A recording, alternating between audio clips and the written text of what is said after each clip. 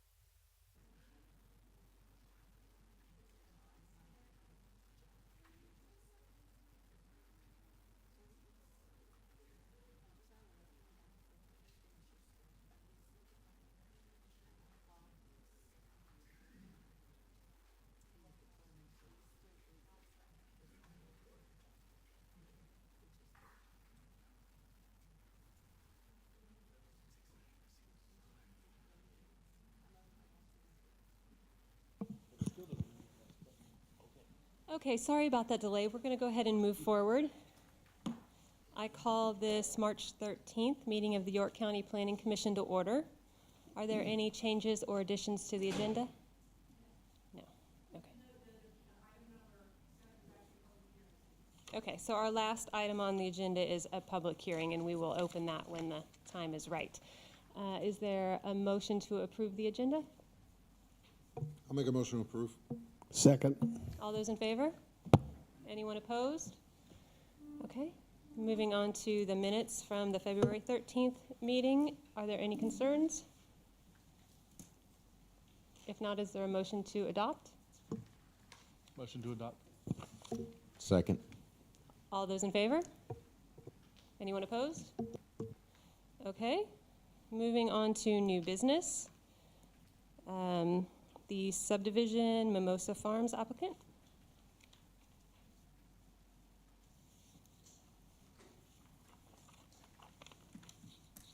Hello, it's been a little while. It's been a long time. For those of you who don't know, this is Marion Ray. I am the zoning planner for York County, and I do the residential subdivisions typically. All right, so our preliminary plat tonight is for Mimosa Farms. The applicant is Tracy Ferguson, who owns Lot Sales Incorporated. The property here is on Sharon Road, Highway 49, just right down the road from us here. It's on either side of Sharon Road. That's important. I'll get back to that. And it is approximately 93.7 acres in total, both sides of the road. So the property here is zoned AGC. We're doing 10 new lots. Those are the white lots against the road with the total acreage, again, of 93.67. All right, we are here tonight. It is a preliminary plat because of the 10 lots, but we have done previous staff approvals. We had an exception. This Highway 49 counts, okay, let me go back. This used to all be one big piece of property. We used an exception. Highway 49 counts as a property line, so it became two pieces of property.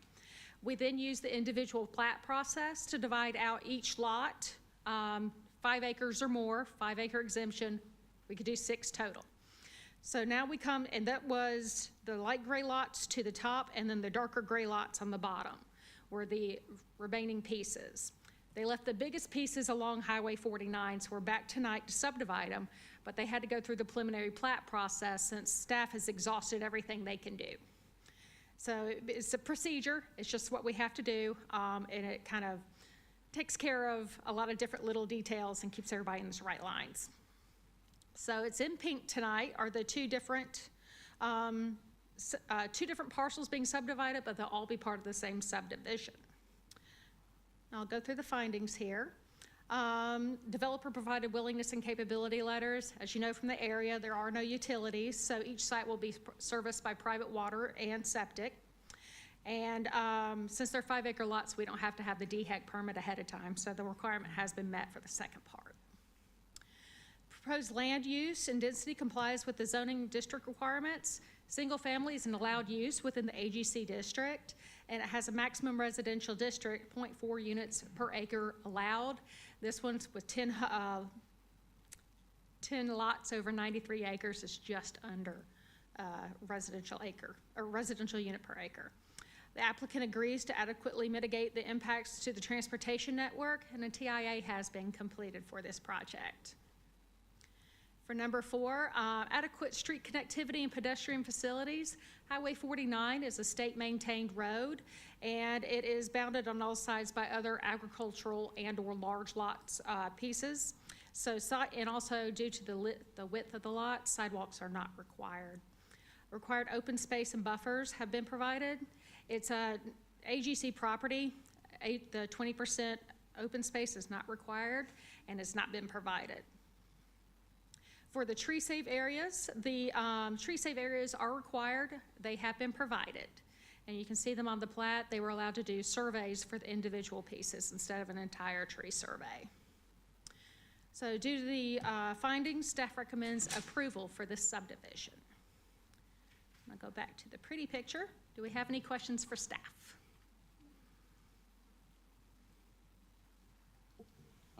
Just a general one, just to understand, what triggers having a planned development Planned to development be is able to do something like this and split it up and create all the individual lots? so for this in particular, or for a different Just type of? kind of in general, that what would cause this to be done as AGC, and when would you actually have to say, no, it needs to be a planned development and take it that step further to clarify for everyone? So planned developments, you have to rezone to, and you would need a plan for how the development's gonna be used.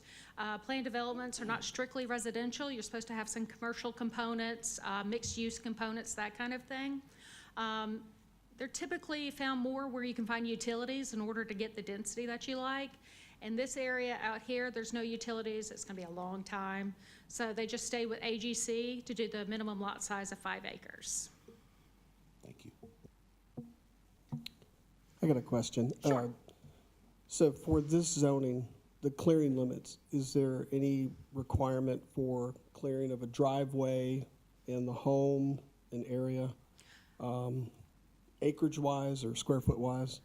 You do have to get a land disturbance permit if you disturb more than 10,000 square feet, which is about a quarter acre.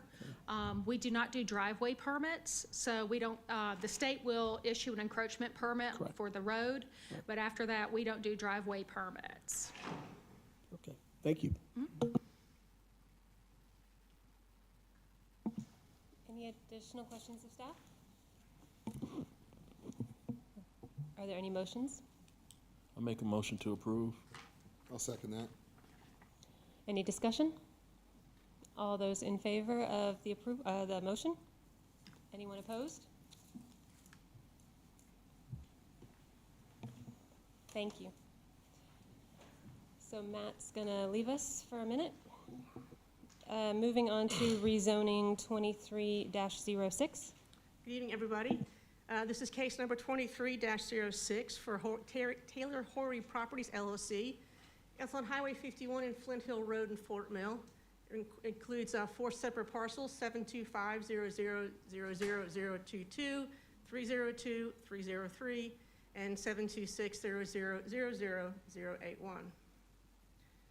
As I mentioned, this is rezoned 4 parcels totaling 12.5 acres from UD to LI. And the purpose here is to be able to relocate a trucking operation on this site. And we've seen a few of these recently. I give you the definition of what it actually is. It's a facility for dispatching, storage, and maintenance of actual operable trucks. There is no storage or assemblage of goods or materials on this site. It's simply a matter of moving trucks in and out of the site. This case, I want to make your attention that is a result of a code enforcement case. There were 3 violations on this parcel. They were doing it without a zoning compliance. The applicant had no site plan approval for this, for change of use, and they also cleared land without a land disturbance permit. The property is located in the Fort Mill area. It has access on both Highway 51 and Flint Hill Road. It's just west of the North Carolina border and east of I-77. As you can see in the photo here, the property is highlighted in red. There's existing trucking operation already on site, so you can see the trucks that are there right now. This area here is pretty much lots of distribution, light industrial, some manufacturing. There are a few neighborhoods nearby, a single family down here, and then some apartments, this area right here. But for the most part, this area is light industrial, manufacturing, distribution centers. For the environmental map here, there is 2 creeks on the property, but for the most part, the property is flat. For zoning in the area, the majority of this area here is currently zoned UD. There is some PD and GC across Flint Hill Road. The comprehensive land use plan. Your map in your package is different from this one because we adopted the comprehensive land use plan, and part of that adoption did change a part of this area here. So this little wedge here in your packet, it was neighborhood residential. It was the comprehensive land use update. It changed it to artisan employment, artisan. So there is some change in that section of the map. I want to go ahead and update it for you guys. It's been adopted. As you know, the I-77 corridor employment area is pretty much intended to keep land available for target industries and to attract regional and statewide importance. And the new one here is the artisan employment. So what that is places to provide artisans, an area to provide goods and services to fulfill the needs of the surrounding community. These are typically smaller size, either cabinet makers, some kind of small manufacturing, light industrial, smaller scale and smaller size, but they are located in the light industrial settings, typically away from residential areas. Staff is recommending approval of the application here. It is mostly consistent with the comprehensive plan. I think this change, getting rid of that neighborhood residential, made it even more consistent. The uses allowed by this application here in this district is compatible with the area. Like I mentioned, there's in the area, he has lots of light industrial distribution sites. And being close to the interstate is also a good location for a trucking operation. And this action will remove 4 properties currently zoned UD. Any questions of staff? I've got a few, Diane. Sure. So what are the proposed buffering requirements now along the 2 roads, 51 and Flint Hill, that are adjacent to the parcels? So I've got a concern, okay. you're talking about a roadside buffer? Yes, Well, these yes. are, I know 51 is a major road, so therefore it's 20 feet. Flint Hill may be a major, maybe a minor. It'll be the 20 or 10, depending upon that road classification.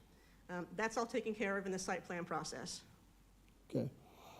I'm concerned, just put a concern out there, with existing access points not meeting the York County minimum separation requirements. Is there There's a something? process in that, so it'll be taken care of in the actual site development, and when they come in for site plan review, is to make sure those locations are appropriate for the distances requirement.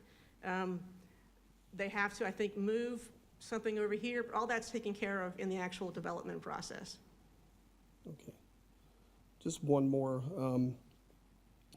Site distance, especially along Flint Hill, that's a really, really pretty steep hill coming north to a low point where the entrance is going to be.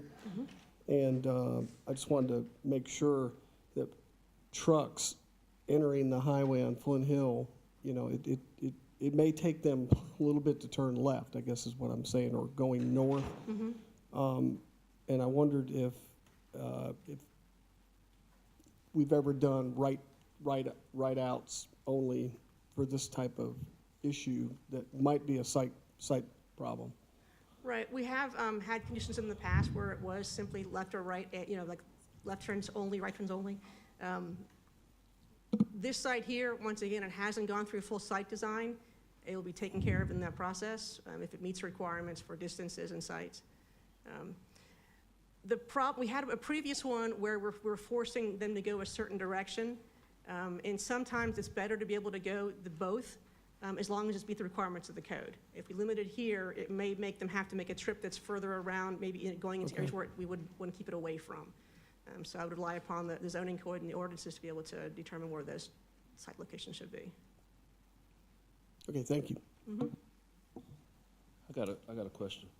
So, 51, top portion of where Flint Hill Road and 51 meets is kind of beat up. Are there any plans for any improvements? Because I know those trucks are going to be coming through there. Are there any plans for improvements in that area?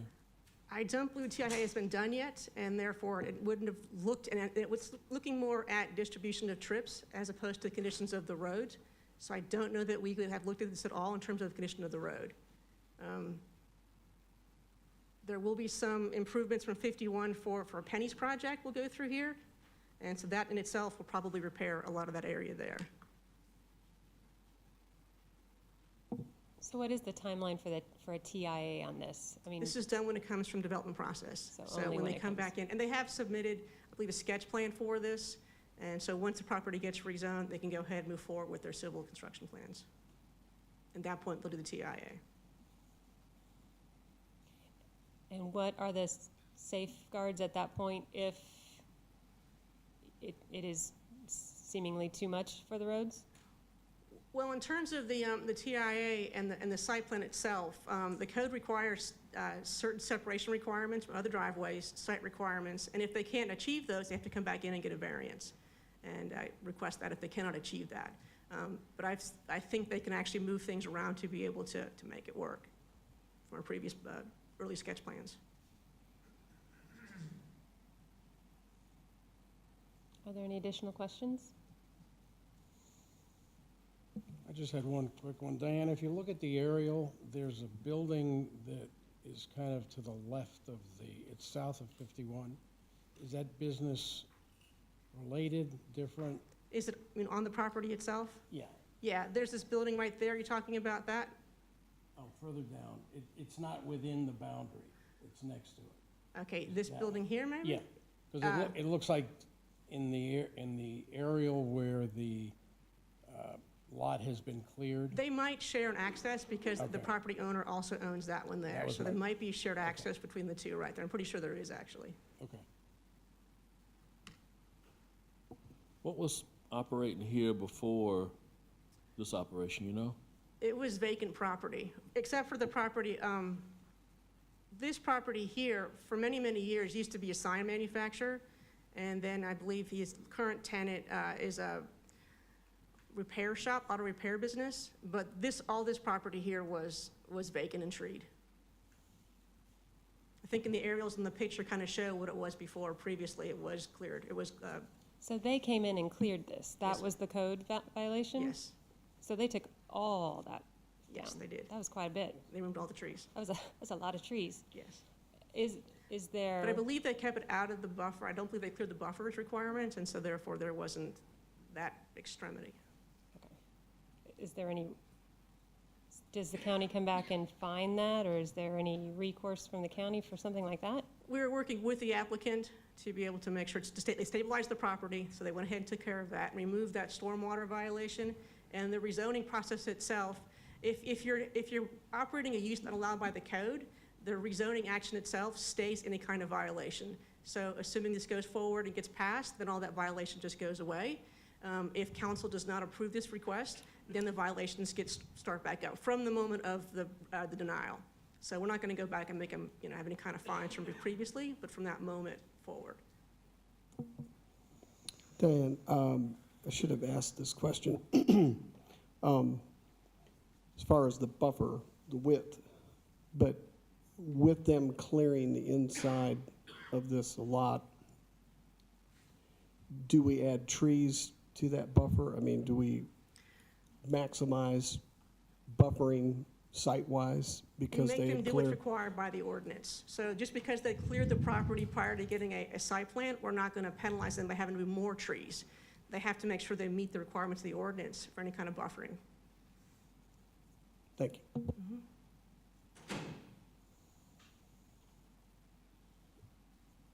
Are there any additional questions or comments? Is there a motion?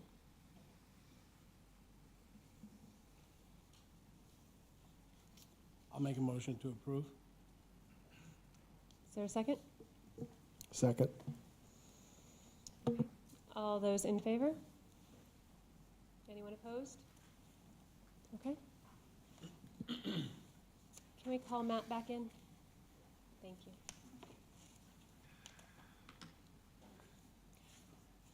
Or we could go out of order and just, could we skip? She shouldn't be too It's far, okay. we're good. He'll have to leave again, I think.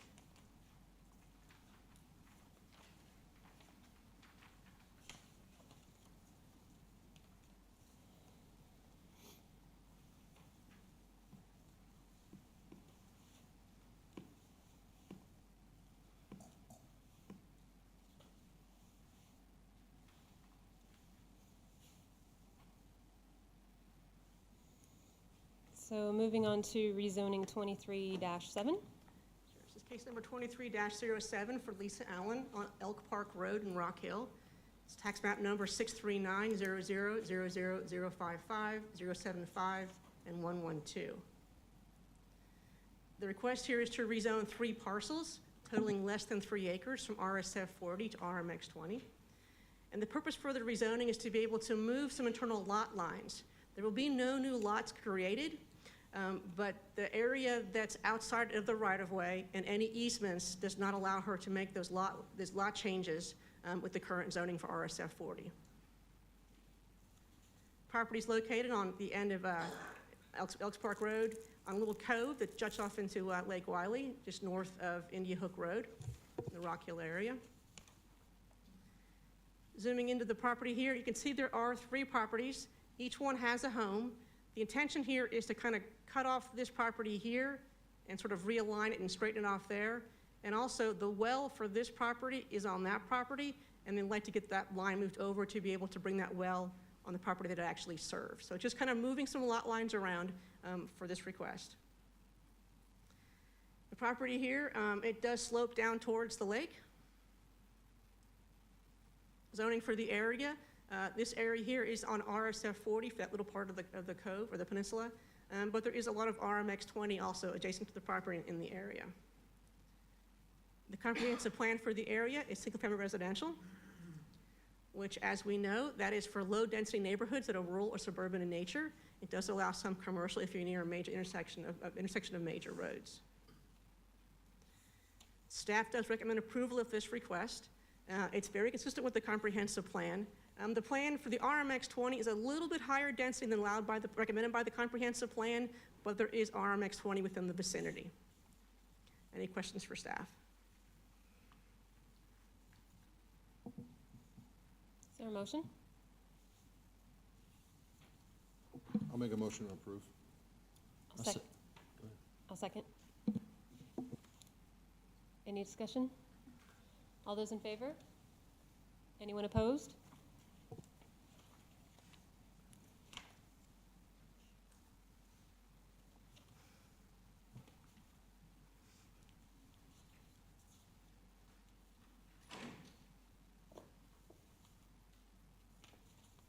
Okay, so moving on now to 23-8.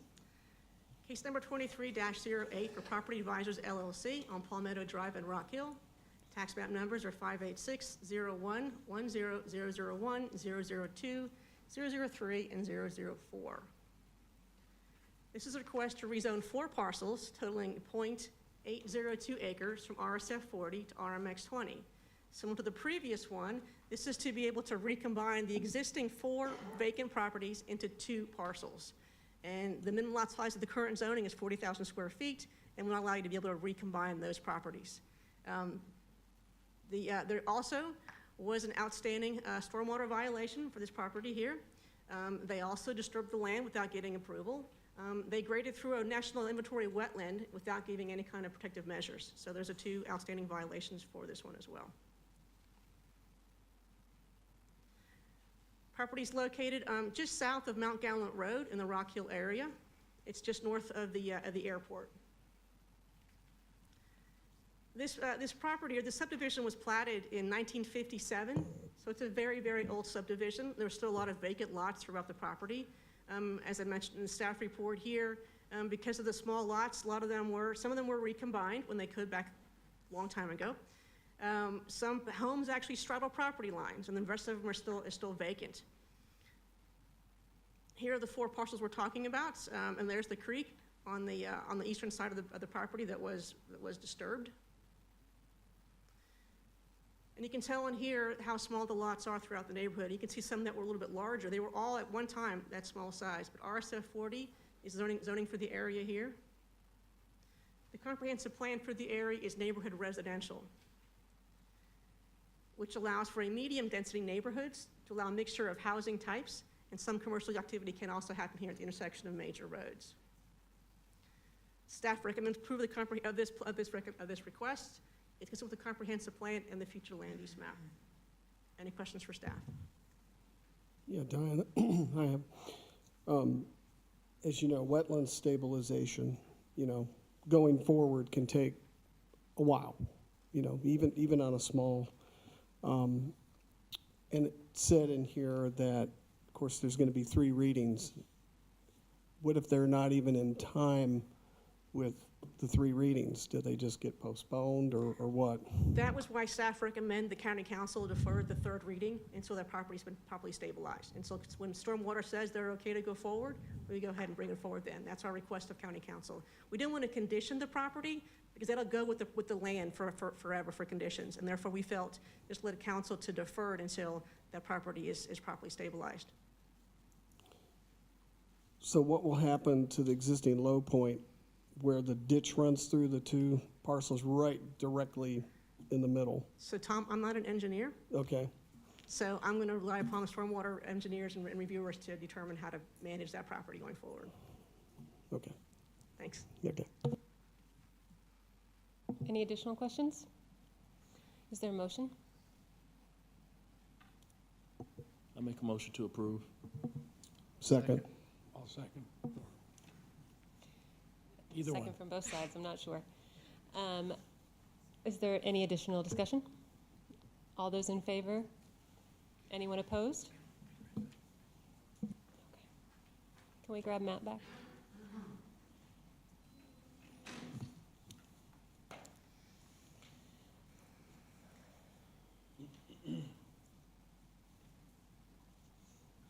And moving on to rezoning 23-09. This is case number 2309, Ansley Moss at 2192 and 2196 Garvin Road in York, tax map number 33700000015. The request here is to rezone a 6.49 acre parcel from AGC to RUD. And the purpose of that is to be able to subdivide the parcel to create a separate lot for each of the 2 existing homes. There will be no new homes constructed. Parcel is located just to the west of Chester Highway in the southern part of the county, southern west part. As I mentioned, there are 2 existing homes on the property. This area here is mostly rural part of York County. Relatively flat, no environmental features. Zoning for the area is a lot of AGC for the most part. There is some RUD and actually RUD1 north and to the east of the property. Comprehensive plan for the area is agricultural. And the agricultural land use map or land use designation is for single-family homes, working farms, and forestry. Complementing land uses with low-density single-family residential developments and agritourism. Staff recommends approval for the request. It is mostly consistent with the comprehensive plan and the future land use map. It does not remove a property that is currently being used for agricultural purposes. There are parcels similar to the size in the general vicinity, and the uses allowed in AGC and RED are the same. Any questions of staff?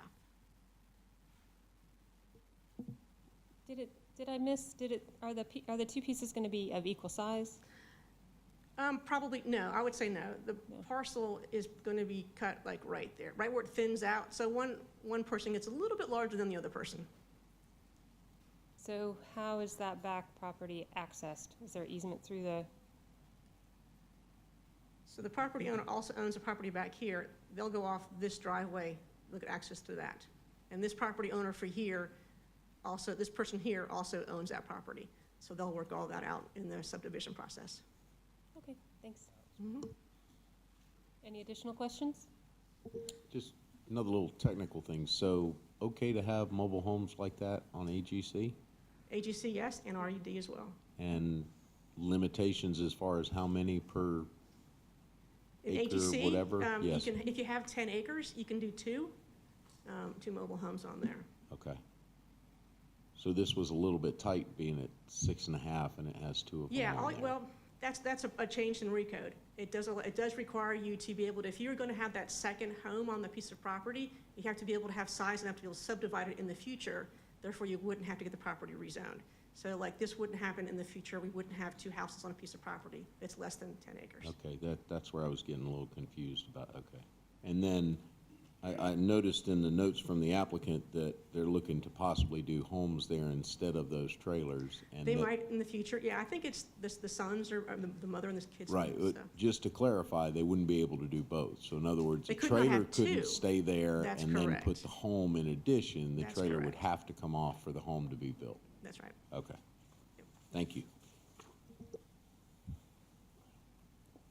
Is there a motion or any additional questions? A motion? Motion to approve? Second. All those in favor? Anyone opposed?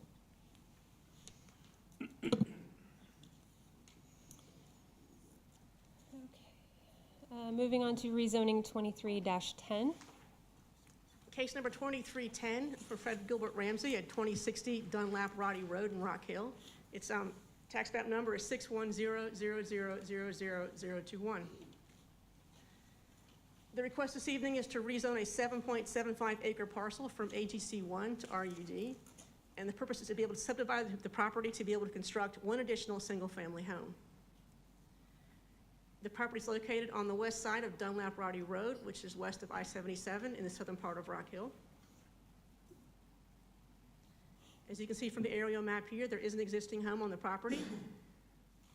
The area here is mostly a rural part of York County.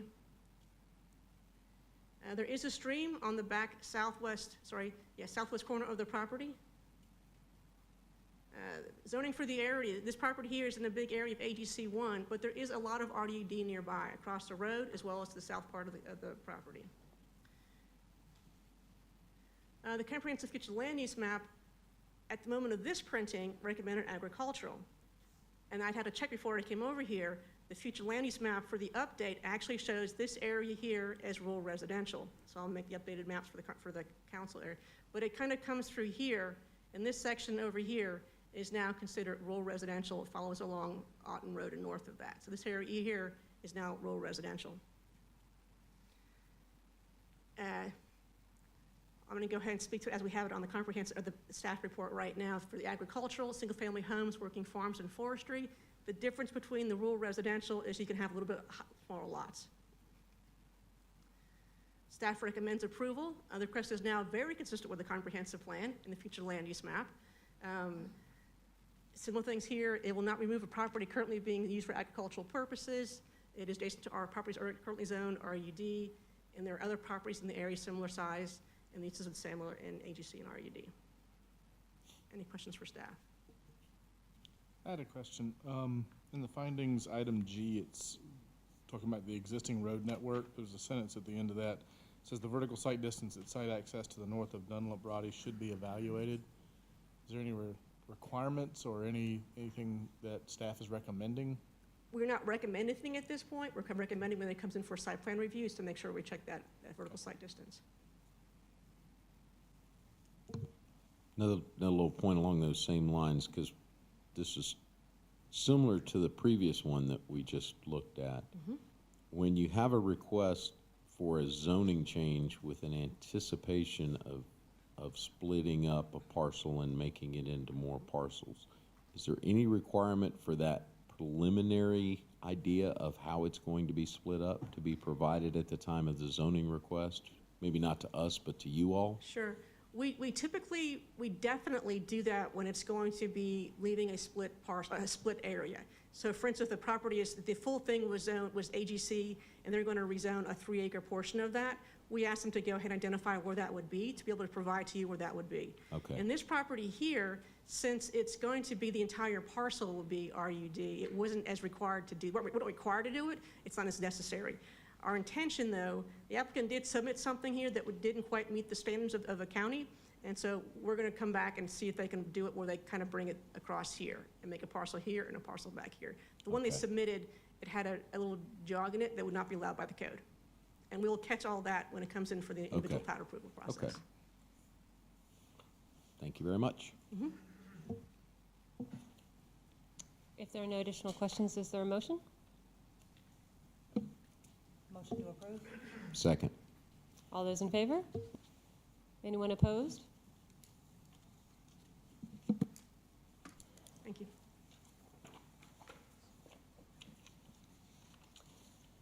So moving on to our last agenda item, we are looking at an administrative appeal of staff's decision, and this, moving forward, will be a public hearing, and we'll open that up to the public after we've heard from staff and the applicant. Yes, ma'am. Again, my name is Josh Reinhardt. For those of you that don't know me, I am the Development Services Manager here with York County. This last item here before you is a administrative appeal of a previously not approved plan review by one Dan Ballou. And with most administrative appeals, what we'll do here is the applicant will go first, and then staff will come up and give our presentation afterwards, and then, as you said, there'll be a public hearing. So we'll invite the applicant up. And when you come to the podium, can you please make sure that you state your name and your address for the record? Thank you, Madam Chair. Thank you. Dan Ballou of Morton & Geddes Law Firm, 417 Windsor Terrace, Rock Hill. And I represent YPA and Indigo Rush. We have filed an administrative appeal of a non-approved determination by staff of a request for construction plan review and grading permit. What I'd like to do briefly is I've got with me Brian Myrup, the Executive Director of YPA, who can give you some background on exactly what the project is and the significance of it, and then I want to focus on what we believe are just some fundamental errors that staff made in reading the ordinance, and would ask that those not be affirmed, be rejected, and that it is an ongoing submittal process. There are some continuing submittals. We're addressing other concerns raised by staff, but these in particular, we think were exceeding staff's ability to apply the ordinance as it's written. I do understand that. At this time, though, we are only going to be talking about the appeal process, so I don't know that we need the overview. I think many of us were on the Planning Commission when this went through, and just not too many months ago. So let's move forward with the appeal process first, and then if members have questions, we can back up to that. And this will be a public hearing where there will be opportunity for people to speak for and against, I assume. As long as it has to do with the appeal on the table. Very good, very good. So the specific issues on appeal relate to two citations that were relied upon by staff in denying approval of the plans. And one was a reference to section 154.133C1 of the Land Development Code. And what the staff has interpreted, let me just read it first. It says under section C1, proposed non-York County systems other than wholesale systems. All water and sewer systems that are to be dedicated and maintained by agencies other than York County or wholesale systems shall be approved by both York County and the applicable agency. The facts of this particular project are, we believe, unique. There is not an existing water line, and that's what we're talking about in this application, that currently goes to the site. But the city of Rock Hill has in fact entered into a contribution agreement with my client where the city has committed and in open session voted for approval of the extension of a water line down 901, obtaining easements. The city will obtain easements or will obtain rights through eminent domain to bring that water line to the property line of this development. And so it is the city that is actually constructing this line. There will be no dedication. There will be no involvement by my client or the developer of the Kettlesong property in the construction of this. There will be no dedication of this line to the city or to the county. It simply is not addressed in the ordinance. And we understand, we read the ordinance by its plain language. And I know staff doesn't want to focus on the language of the ordinance, but words matter. And that's the authority of the staff to approve and deny applications depends upon what the language of the ordinances that are adopted by the county say. And relying upon this provision to deny the approval on the grounds that it may not be dedicated by the applicant, but it's close enough, so we're going to consider that to be the basis why we think this gives us the authority to approve or reject the construction of that water line. We think it goes beyond what the ordinance allows staff to do. The staff can't just decide what it believes or the ordinance means. It has to take it for what the words that are actually adopted by the county. And so our first basis of appeal is that the authority exerted by staff to approve, presumably deny approval of the water line that is being constructed by the city of Rock Hill and that is being designed by an engineer hired by the city of Rock Hill to perform this work, it is going through a governmental approval process that is outside the scope of what the ordinance, in this case, allows York County staff to approve.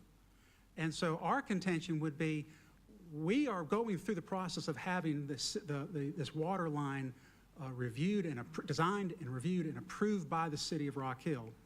That should be enough. The city is designing it, the city is going to maintain it, the city is going to control it going forward.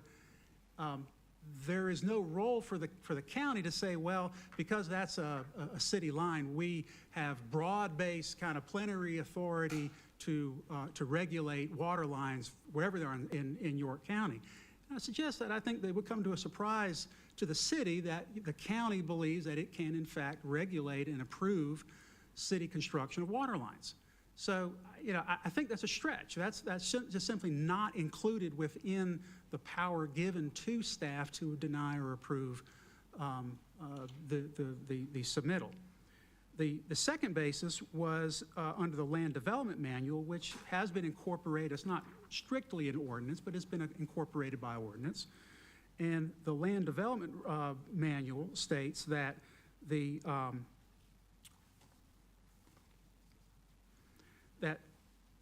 applicant has to show that all off-site easements are being, specifically under section 3.3.3 of the manual, subsection P, it says, provide verification that any off-site easements have been conveyed from the property owner to the developer. Now, in a normal development context, that makes perfect sense. When you've got a property owner that is obtaining easements to locate utilities, it makes perfect sense that the county would have the ability to say, okay, you've got to show us that you have those easements before we'll approve it. There are no easements being granted to the applicant in this case. The city of Rock Hill, again, is the entity that has committed to construct this water line. The city of Rock Hill will either obtain by private easement agreement or through eminent domain the right to locate this water line to its intended location. There will not be any easements obtained by the developer, the applicant, the YPA. That is not part of what the applicant's role in the development of this school is going to involve. And so to rely upon off-site easements that have been conveyed from the property owner to the developer, it's a non sequitur. It just doesn't apply to this situation. And we sympathize with the staff's desire to try to force a square peg into a round hole and to exercise the authority that they're used to exercising in the normal course, and that the ordinances typically will give them the authority to do. Our position is that this is really just a different situation, that where you've got a co-equal governmental entity to the county that has committed to and is in the process of locating this water line that will come to the site, that's not a situation that the current code was designed to address. And that under those facts, the county should defer to the city. The city is going to build this line. When it builds that line, it will meet city standards. It will meet the city requirements. It's not going to be dedicated because it's going to be owned by the city. There will be no dedication. The position is that this is that gray area between county and city relations, I think. And we understand that there are times when the city has authority and times when the county has authority. We feel that we are being caught in the middle on this. This project has been delayed. We've been submitting repeatedly, trying to address all of the concerns. We think we're almost there. My understanding is that this should be the final matters that need to be approved by the county. We are very close to getting there. And if you deny it, we're going to continue to keep submitting. We're going to continue to work with the city. But our position tonight is that it's just not fair for the county to exert this authority over a project that really doesn't fall within the ordinance as it's written. That's the basis of the appeal, and happy to take any questions from the commission at this time. Just a quick question to staff. Should we do questions after both, or are you, okay. So do we have some questions moving forward? I'd like to reserve my questions till after I hear the county present their portion of it. Okay, do you have questions? Let's do that, I think, we'll let both sides. Okay. I think we'll hold questions till we've heard both sides, and then we can kind of go back and forth if that. Very good. Thank you for your attention. Thank you.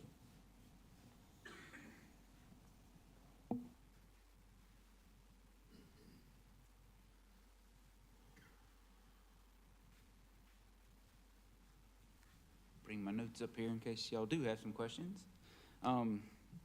Okay, again, this is a administrative appeal for the Planning and Development's determination that Section 154.133C1 of the Land Development Code and Section 333P of the Land Development Manual are applicable to the project 2020-4228. I'm going to start off here and give you a brief history of Project 2020-4228, which is YPA and the associated site improvements and off-site improvements. And then I'll touch briefly on the relevant code sections here that we're going to go over tonight. This timeline here is for the actual civil construction plans of the school itself. The site property itself, as you can see, the initial plans were submitted on July 1st of 2021. It went through quite a few revisions and was conditionally approved by staff on September 30th of 2022. Those conditions of approval were approval of the utility and roadway plans to access the school property and provide the school with utilities, as well as the completion of the TIA mitigation agreement that needed to be done from the previous TIA, and a recombination plat approved and recorded of the new property boundaries of the property. To date, only the recombination plat has actually been approved and recorded. And actually, since the time of approval last September, the approved TIA has expired, and they have revised the TIA and submitted it and it has gone through the review process and was actually not approved today. This timeline here is for the roadway and utility plans to provide water and sewer and roads to the school. As you can see, the first submittal for this project, well, same project, for this set of plans to provide the utilities to the school, as I said, was on September 13th of 2021. It was just shortly after the first resubmittal of the civil plans for the school itself that took place on September 9th. In total, there have been 7 submittals, with the denial of the 6th submittal on December 7th, late last year, being the one that is subject to this appeal before you tonight. And here's the actual relevant code section that Mr. Blue mentioned earlier, 154.133C of the York County Land Development Code. Over the course of the project, the proposed development has changed and kind of fluctuated. There's been well and septic talked about. There's been public water, public sewer, and finally, out of all those iterations, it finally ended up on being private sewer within the SCDOT right-of-way and public water and a to-be-acquired easement outside SCDOT right-of-way. Given this arrangement, the City of Rock Hill, as the public provider, would be considered the developer of the off-site water line extension, regardless of who is responsible for the design and construction of the extension. The project is subject to both approval of York County and the City of Rock Hill. As from paragraph C above, as you can see, says all water and sewer systems are to be dedicated and maintained by agencies other than York County, shall be approved by both York County and the applicable agency, York County and Rock Hill in this instance. These lines shall be designed and constructed to the standards of the appropriate agencies and are subject to review by York County, DHEC, and any other appropriate agency. From staff standpoint, it's pretty clear what the section of the code says. There's no reason for us to think otherwise. I should note at this point, however, that the city has hired another engineering firm to design the water line. They have completed 90% plan set on those designs and submitted it to the county for review last week. It's currently under review now. It should be done within hopefully the next few weeks. And regarding the easement documentation in that section of the code, that falls under the construction plan requirements in our land development manual. It is basically a checklist item, so it's clear for engineers to be able to follow of what needs to be provided as they go through their process. All this section is asking for, as you can see, is verification that the easements that are going to contain the proposed utilities have been acquired. In fact, the applicants even stated tonight that the city's acquiring the easements from the property owners. So all we're asking is to see that documentation. And again, from staff standpoint, the section of the land development manual is very clear, and we have no reason to think otherwise. Given that, simply put, staff thinks there's nothing in our code that would allow us to waive these requirements, and therefore staff requests that Planning Commission affirm the administrative decision that these sections of the Land Development Code and Manual are applicable to the subject project. And I'm sure y'all have some questions. Sure we Madam do Chair? too. You want- I'd like to make a request. Okay, I'd like to make a motion that we go into executive session to receive legal counsel at this time. okay. Second. Is there a, Second. yep. All those in favor? We'll be right back.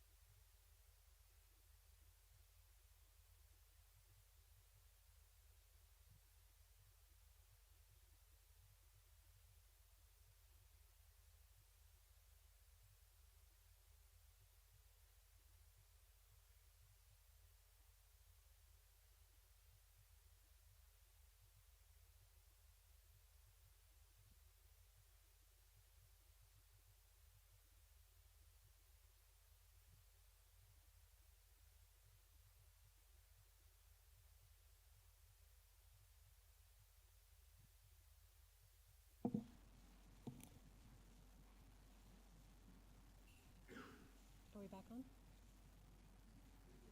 Okay, should it be green?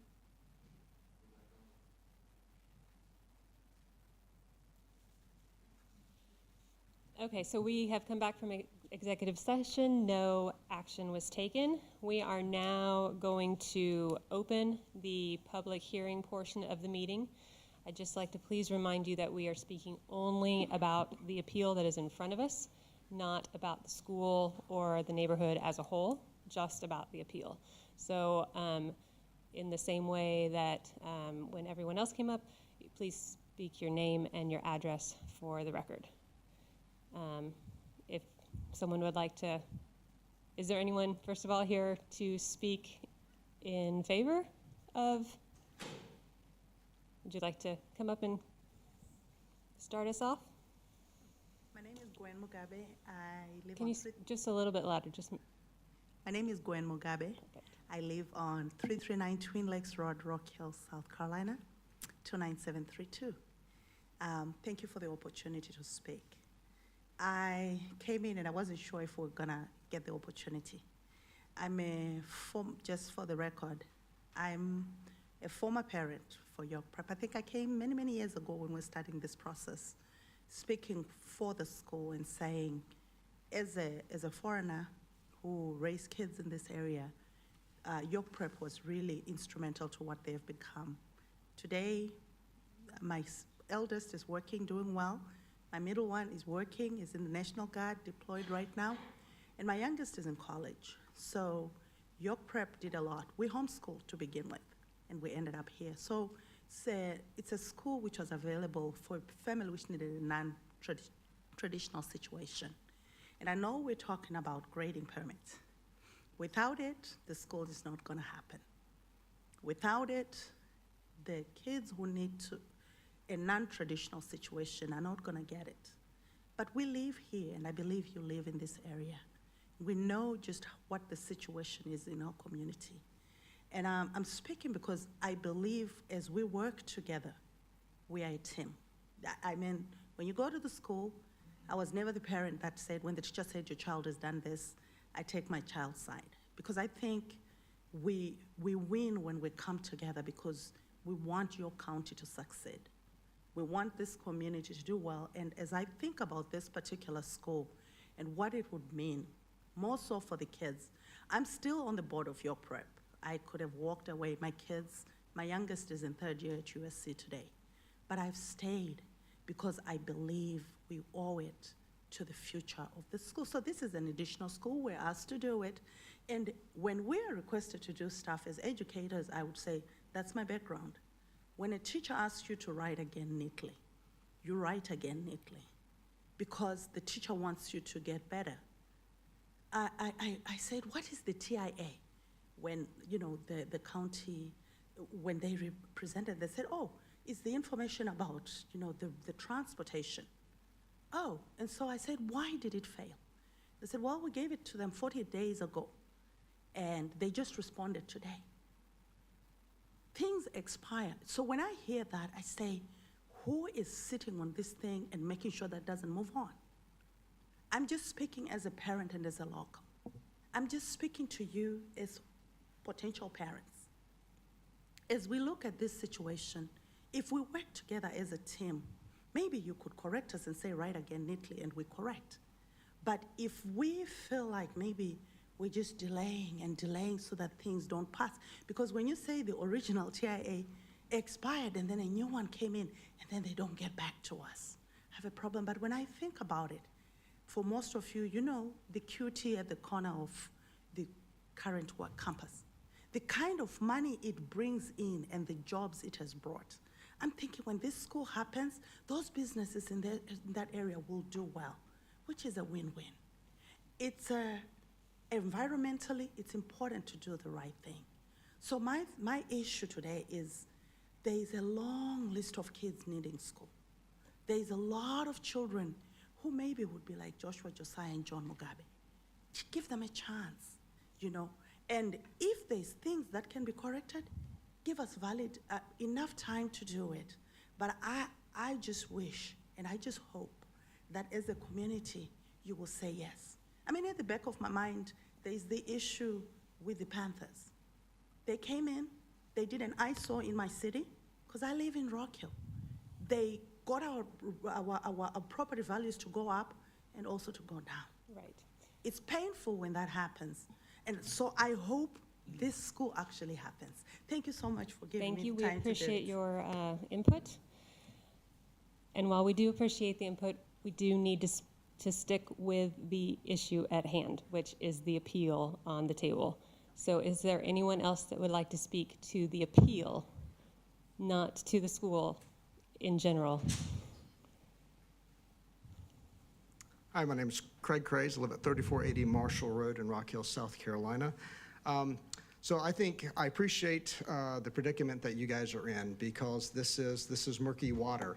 I guess the one thing I'd want to say is, if the city of Rock Hill wanted to build this utility extension just unilaterally, would we be in this situation today? Because there is a perspective, you can look at it, in that the city of Rock Hill is building it, they're designing it, they're doing the whole thing. Yes, the school will benefit from it, but this is a City of Rock Hill project. So the question is, if the school weren't involved, if there was no grading permit, would the City of Rock Hill be forced to come before the county in order to get a permit, or in order to build the utility extension? The state of South Carolina has divided the state up into different sections for public utilities to serve. The southeastern corner of York County is designated by the state of South Carolina as the service area that is to be serviced by the City of Rock Hill, which is a public utility.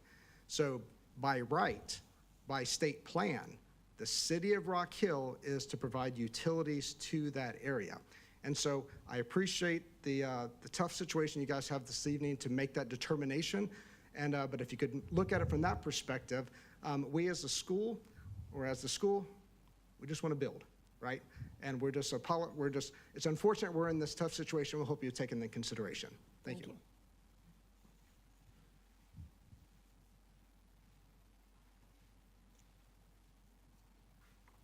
Good afternoon, or good evening, I guess. I'm Scott Smith. I live at 1506 Crestdale Road in Rock Hill.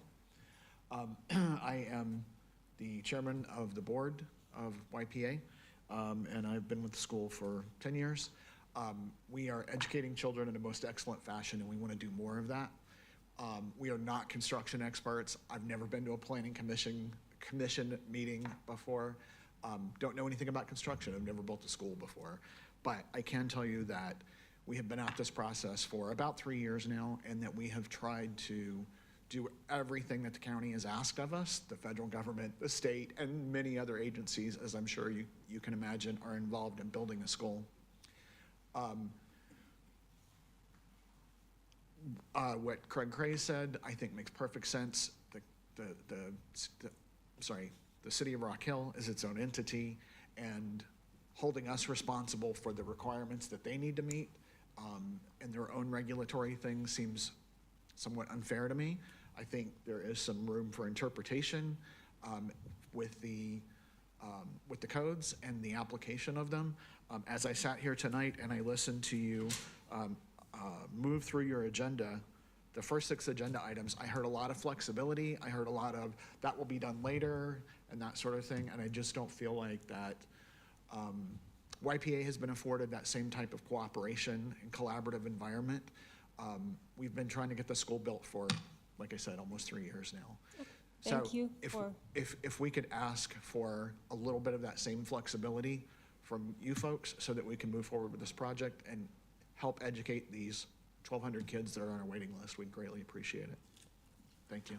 I'm sure in our discussion, we may ask additional questions as needed. Is there anyone else that has a different perspective or can add a different yet relevant point?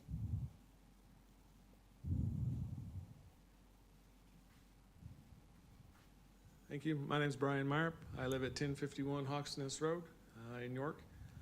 Just speaking quickly with the appearance of the school before the Planning Commission to request consideration. And sometimes in situations like this, it would appear that the applicant and the staff are at odds.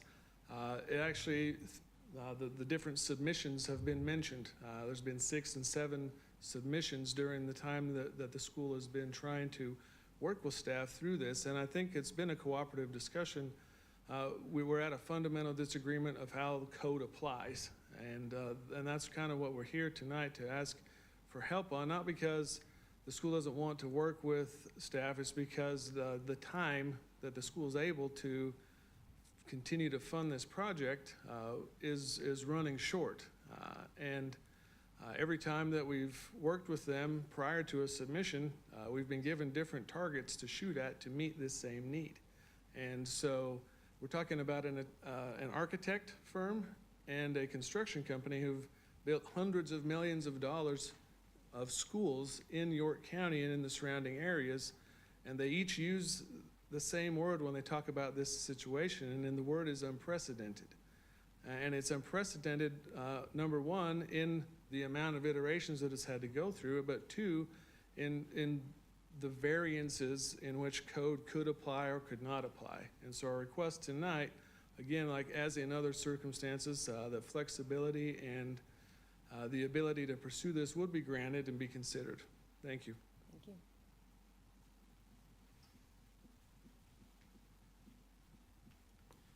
Good evening. My name is Kent Chalmers. I live at 1906 Greystone Circle in Catawba. I'm coming from a parent perspective. You can see my 3 kids in the back. They're all students at YPA, luckily. My oldest was in public school. Major issues. We are grateful for YPA being an option that we could pull her out of the school that she was in and have an excellent education as an alternative to what she had primarily. I've never been in one of these meetings. They know all the details of the people who are dealing with it. But as I sit here as a parent and I see they've had 7 times where they've been denied trying to get a school built, why? I mean, that's the frustrating part as a parent. Why? Why is a school coming to educate students being denied when they're trying to do what they can to provide for a need of thousands of students who are not getting services that YPA can provide to them, that they're not getting elsewhere, that their parents aren't satisfied with, that the students aren't satisfied with? Why? Why are we denying something fantastic for our community that Okay, is a need? do we have Thank any, you. thank you. Anyone else? Okay, do we have some questions and discussion amongst, I have some questions for the applicant. no, because we can have questions.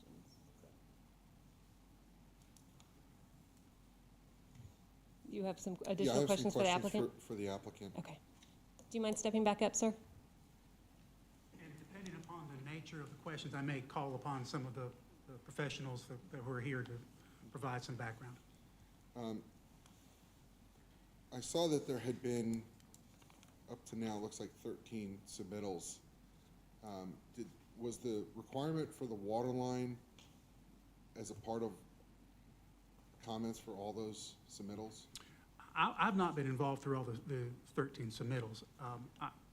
I understand that issue has been addressed in prior submittals, but as I'm sure you know, the process of submittals is you submit the application, you get comments, you address those comments, you get more comments. It's a back and forth. It's not that there's a. So my question is, how were they addressed previously, and why don't you feel that was sufficient? Well, my understanding, and I'll ask the engineers to come up and talk a little bit about this, but the issue of water and sewer service has evolved somewhat over time. There was, I think originally there was the concept of public water and public sewer. The current iteration has private sewer. And through those discussions is where this notion of the city providing the water service and through its processes authorizing that and legislating that became the best path forward. So we always knew we were going to have water and sewer. The question is, how are we going to get there?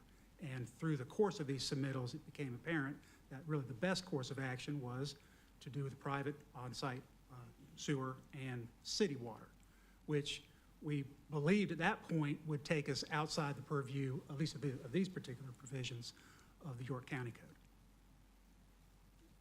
You add anything more?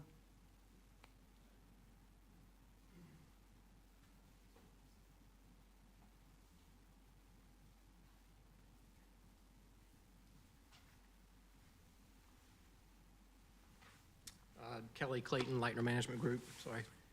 So to answer your question, I think. I'm sorry, could address, you state your address? 713 Catch Point Drive, Rock Hill. There were, I think Josh showed 13 different submittals, yes, but keep in mind it was two separate projects. So the school Understood. had a submittal process, which was maybe 6 of those. And then the off-site utilities, the roadway package and the utilities were the other 7 or so. Through the first 3 or 4, and I don't remember the exact count, the utilities moved from within the right-of-way, as Josh mentioned, to outside the right-of-way, and then it went to under City of Rock Hill procurement or design and installation. So only the last 3, I think, may have been with the idea that the City of Rock Hill is designing and installing those utilities. So it wasn't all 13. We've been trying to address those comments in the first 10.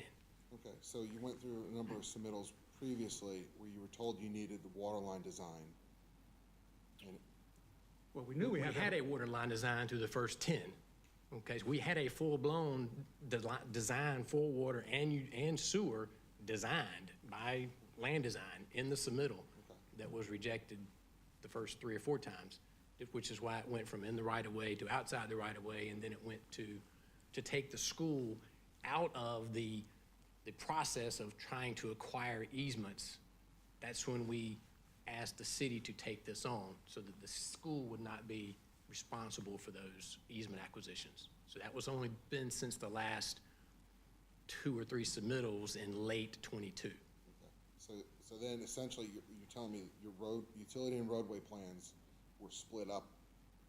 So there's the school part and then there's the water line part. Correct, that's right. And the roadways and the utilities have always been split apart. So the school has only been responsible for what's Correct. on the There's school been a parcel. set of plans and there was a utility and roadway. But Correct. that original utility and roadway included the water line All the way. back. All the And way. now you've since split that in 2. Now we've since taken just the water line from where the development starts to the interstate out of the off-site utility package. There's still 2 packages. We've just put the part down the Mount Holly Road into the City of Rock Hill's responsibility. And really, the conflict between the city and the county in terms of who has regulatory authority over the designs and those kinds of things really only came into being once the agreement with the city was finalized, and we knew that the city had committed to install and maintain that water line. This issue didn't exist prior to that time. Okay. You had stated in your presentation, you had said almost there regarding approval, there was other items. I mean, what specifically is left to do? If the water line, however this gets resolved tonight, what else is there left to do? Well, so we did get today the response on the renewed TIA, which we understood had expired, resubmitted, and just got those comments. They haven't even officially been delivered, I don't think, but we've got them. So there are some technical issues on that, but I think that's. As far as I know, and Josh, you've got the last set of comments probably in front of you. I don't, but as far as I remember, that was it. It was the comments on the city approval to the water line and resubmitting the TIA, which we did resubmit on February 6th, I think, and we got comments today. But up until the last submission in December, the TIA had been approved on those previous submissions. It wasn't until the December submittal that the TIA came back not approved. When did Rock Hill start their process with the water line? What were the Process of design and like, easement acquisition? when did they decide to take this on, hire someone, you know? I know someone, I can't remember, somebody said, what, 90%? So City Council approved the extension of utilities to the school on January 24th of 2022. City Council then also approved the reimbursement agreement executed with the school on June 13th. And that's when the City of Rock Hill took the process over. June 13th was when City Council approved that extension as their own project. So they've been working on it a little over 6 months. And this was in the context of, frankly, continued meetings with the county and even with the county manager, I think, about these issues and how they would be handled. And, you know, we do felt we were making progress with that.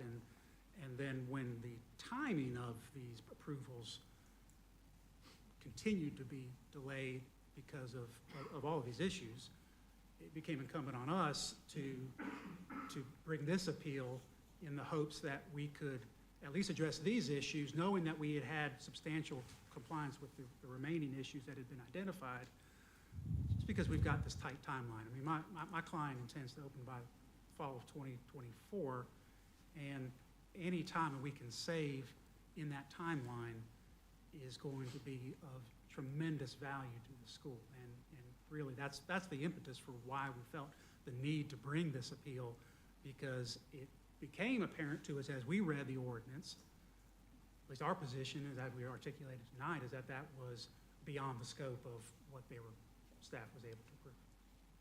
So at one point, Land Design had the plans done to the interstate for the water line. The agreement was done with the city that they would take it over, and then they subsequently hired another firm, and we've essentially started the process all over with the design of the water line. Somebody had designed it, now we have somebody else that's designing it. It's almost like we kind of went back in a circle, and It's not been the most efficient there's time that process, was I'll admit lost that. there that could have. We understand and we agree 100%. That was not our decision. That was the City of Rock Hill had to go through a procurement process, and they advertised for those design services, and Keck & Wood was chosen. So that was, again, not our decision. We were not involved in that process. But we tried to make use as much of the work that was previously done as possible. We gave them survey work. We gave them CAD files to try to speed the process up, but we had no control over who they chose to do that design. And where are they in the process in terms of easements and access? I'll let Jack speak to that. Jack Leitner, Leitner Construction Company, 871 Sumter Avenue, Rock Hill. Thank you. Keck & Wood's about 95% complete with the design of the water line. And they've already submitted to the county for the MPDES comments and maybe fire hydrant spacing. And so to go ahead and get those review comments, so then they're going to submit the water line design to the City of Rock Hill. That'll go through at least one review process, maybe probably two, but hopefully by the time we have those review comments back, then Keck & Wood can incorporate the comments from York County, and then they would submit that approval from the City of Rock Hill to the county. So, and the easements, Well, the easements depend upon the design. Right, so that process hasn't started. Well, So- it has. There have been discussions with the property owners, and our information from the city is that they've gotten actually very positive responses from the property owners, and we anticipate that they're not gonna have to exercise eminent domain. At least the anticipation is that they'll be able to run this line without having to go through that process. yeah, so all the exhibits are complete, and they're in the process of tendering, I guess, the offers, or what those offers will be to the property owners. So it's in process. I think we'll get there. We'll get to the finish line. The problem is it's been delayed for so long now that YPA is running into jeopardizing the fall 2024 open, and that gets into hiring teachers and interest on the loan And on that and on. process we anticipate to some extent is gonna run parallel to the construction of the site. So even though there may be time involved with the city obtaining those, if we can get permission to get the grading permit, get the construction company going, then there'll be a much easier time meeting that deadline. So it's multiple timelines, and this is kind of the threshold that we can't get past until we finally get that approval, and it's a catch-22 because we can't start till we get the water lines. The water lines can't get approved until they get, it's just, I mean, you see the dilemma we're in. Do you have additional questions? I don't have any other questions for the applicant. I do have some questions for staff. Does anyone else have any additional questions for applicant? Okay, so we're going to ask staff to step back up. We've got some questions for them. Thank you very much. Thank you. Come on.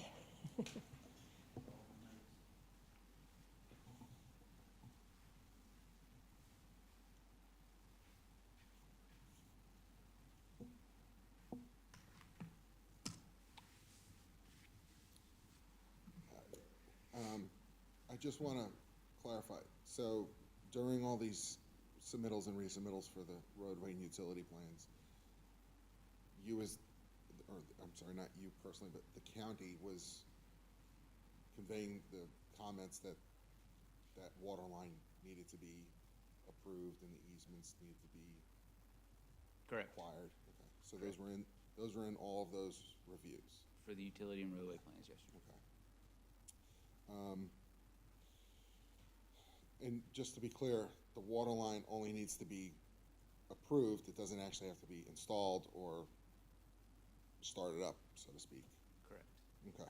That's what we've asked for.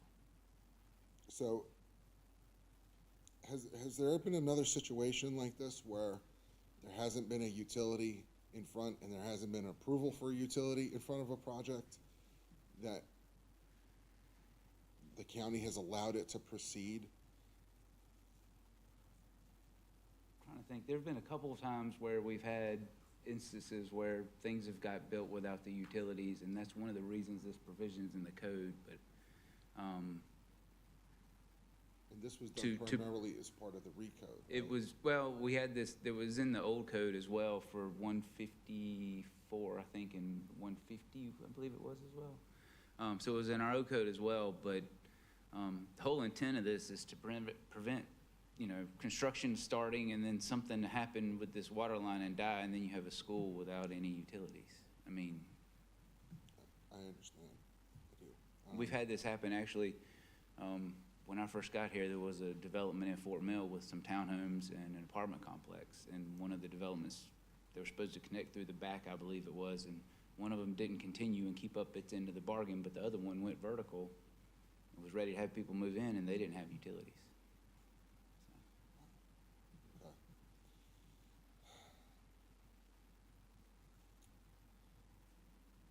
All right.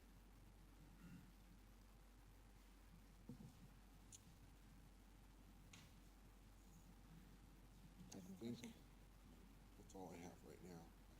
I can't think of anything else. I've gone through all my notes here, so. I just wanted to clarify that. Thank you very much. Are there any additional questions? Just to follow up a little bit on that. So in the event that something is built and there aren't adequate utilities to serve it, can the building be used? So in other words, if we were to grant the appellant's request, okay, and everything continues on, and then the building gets built, everything's ready for the school, but something happens that the utilities can't be delivered, the water can't be delivered, will they still be able to open the school in 2024? It's probably more of a building code question, but I cannot see a way they would let them occupy that building without fire protection. I'm assuming, that's what I'm saying, so I'm assuming there would need to be a certificate of occupancy with Correct. fire The state protection would and give that. water and et cetera, and state would certain issue that. levels of service, electric, water, whatever, within the building Correct. for the kids to be able to attend. So what you all are doing is trying to make sure that all of the necessities are laid out, planned, documented well, all the legal requirements for getting those necessities to that site have been met, so that there's not a question of, well, you built it, but it can't be used. Yes, sir. Is that, okay. Thank you.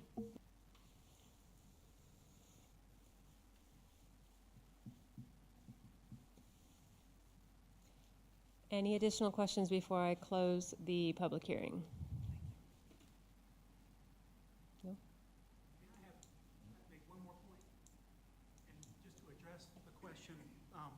and we appreciate that that is the concern of the county. They don't want a project to really set up for failure. But that's why the agreement with the city of Rock Hill and the actions, legislative actions taken by the city of Rock Hill are so important. That's what we're relying upon for the delivery of water.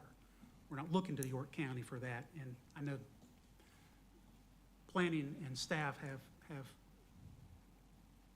maybe not looking at it with quite the focus that we are, but they're looking at it in kind of a broader sense. But the ultimate plan here was to look to the city of Rock Hill, and we believe that they are, in fact, progressing on that. So we think the risk, if there is any risk, would be as between the school and the city.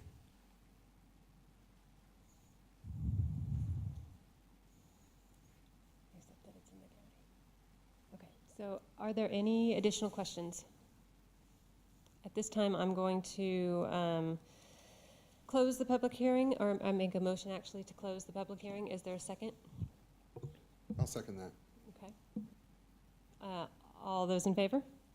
Anyone opposed? Okay. Is there a motion on the table? I would make a motion to uphold staff's decision of the review for the project and Deny the appeal. That's what you're saying, right? Yes, uphold staff's correct, and recommendation. it would be a And deny. and I will second that. Is there any additional discussion?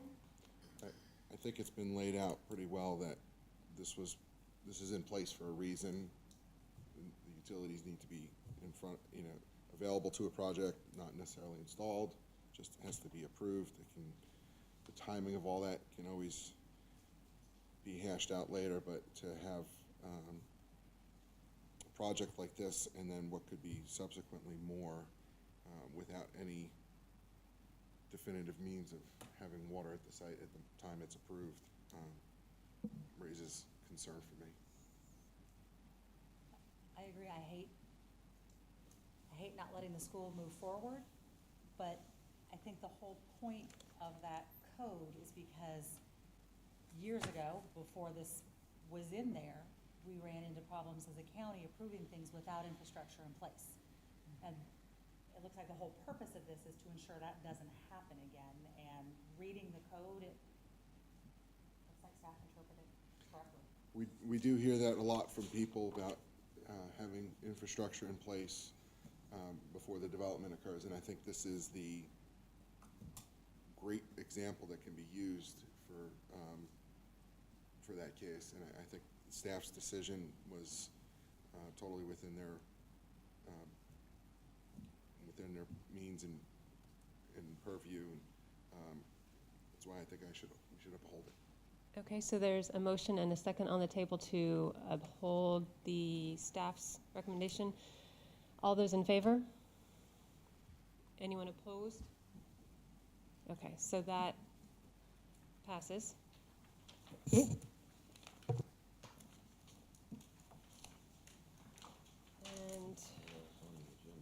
I think the only other thing on the agenda is the tracking sheet. Are there any questions? If not, do we have a motion to adjourn? Motion to adjourn? Second. All those in favor? Anyone opposed? Have a good night.